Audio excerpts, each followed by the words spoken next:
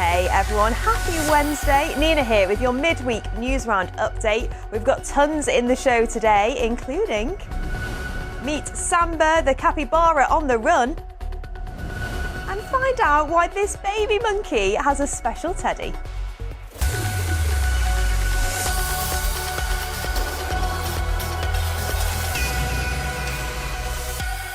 First today, we'll start with a story we've spoken about a lot on Newsround: social media. 300 teenagers will now take part in a 6-week trial run by the government where they will test different types of social media bans on their devices. The kids aged 13 to 17 from Scotland, England, Northern Ireland and Wales will be split into different groups with different restrictions on their phones to see if limits or a ban can improve children's sleep, health and schoolwork. The trial is part of the government's consultation looking at how best to keep children safe online. And you can read more about social media and what might happen next over on the Newsround website. Next, the excitement is building for the Artemis mission, with NASA hoping to lift off as early as next week. All 4 of the astronauts are in quarantine, staying away from other people to keep healthy before launch. Someone who's done this lots of times is astronaut Peggy Whitson. She's spent more time in space than any other woman, a total of 665 days. The BBC's Katrina Perry spoke to her about following her dreams into space. And so I have one question for you now that comes from the viewers of Newsround. You've spoken about how you dreamed of being an astronaut from a young age, watching Neil Armstrong. What tips would you give to children now who want to be an astronaut one day?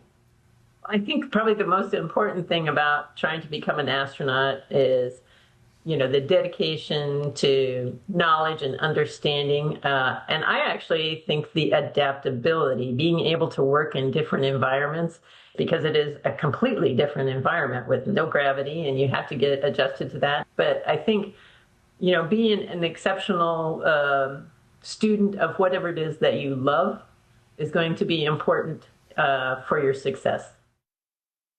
Now, have you heard about the mystery of the missing capybara?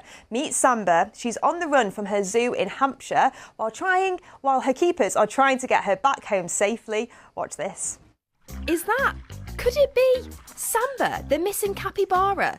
She's been on the run since Tuesday after slipping through a gap in her enclosure at Marwell Zoo. Samba, come back! Oh, she's off again. Lots of people living nearby have been trying to track down this 9-month-old capybara who escaped with her sister Tango. Tango was soon found by the zoo, but Samba has led them on quite a chase. She was first spotted on the road in Osselbury on Wednesday.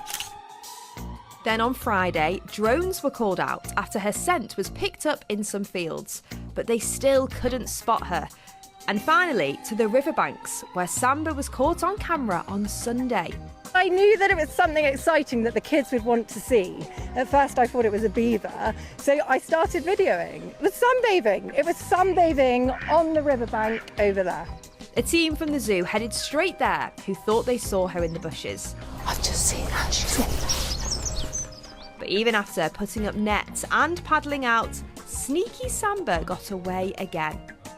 Capybaras are around the size of a small pig, making them the world's largest rodent, which is an animal group that includes rats, mice and hamsters. They're herbivores, which means they eat plants.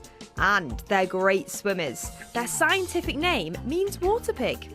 But they're speedy on land too. Samba will be able to run at speeds of up to 20 miles per hour. Catching these large and fast creatures is tricky work, so the zoo will have to move quickly to get Samba home. Let's get a roundup of some of the top sports stories now. One of Liverpool's fan favourites, Mohamed Salah, has announced this will be his last season at the club. He's helped them win 2 Premier League titles and a Champions League title, scoring a massive 255 goals in total. But recently, he's been struggling to score as much and will leave the club after 9 years.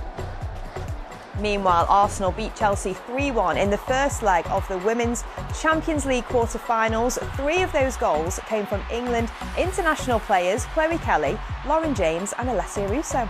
can change in an instant. So yeah, we know it's nowhere near done.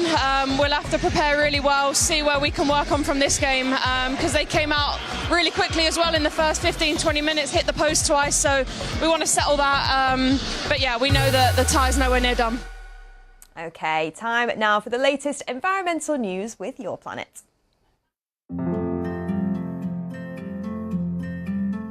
First this week, we head to Tasmania, an island off the coast of Australia, to join the hunt for a tiny endangered creature. Volunteers have been helping a team of conservationists by scanning the coastline and picking through rocks to help find these sea stars. The live-bearing sea stars are unique to Tasmanian waters and at risk of disappearing due to species like crabs and oysters. The volunteers are helping to move the crabs to a different location and to collect data on the sea stars to help the scientists build a clearer picture of the species' overall health. Next, let's head to northern Norway, which lies in the Arctic Circle. Here on a frozen lake, 12 divers are taking a course to learn how to dive in icy seawater so that they can carry out scientific research. Watched carefully by experts, the divers enter the water through a hole cut into the ice, which is sometimes 75 centimetres thick, wearing special suits to deal with the freezing temperatures. According to the organisers, there's a shortage of scientific divers whose skills are needed to study sea plants and animals in the area. Boo! It looks seriously chilly to me. Finally, to Colombia in South America to meet this little guy, a baby grey TT monkey. It's being looked after at a rehabilitation centre in the city of Rio Negro and prepared for release back into the wild. The monkey gets as little human contact as possible, and the staff even wear disguises so that it won't learn to be too reliant on them. And it also has this large teddy to snuggle up to. Eventually, this little one will be released back into the wild. OK, before we go, if you are missing all the action from the Winter Olympics, the freestyle skiers are already locked back in. Gold medal star Eileen Gu has just won the Snow League World Championships for the halfpipe with this epic run. The competition has taken place for the first time in China's capital, Beijing, with 16 of the world's best freestyle skiers taking part. And Team GB's very own Zoe Atkin came in third. OK, well, that's your news rounded up from me and the TV team today. Thank you so much for watching. Have a wonderful Wednesday, and I'll see you all very soon. Bye.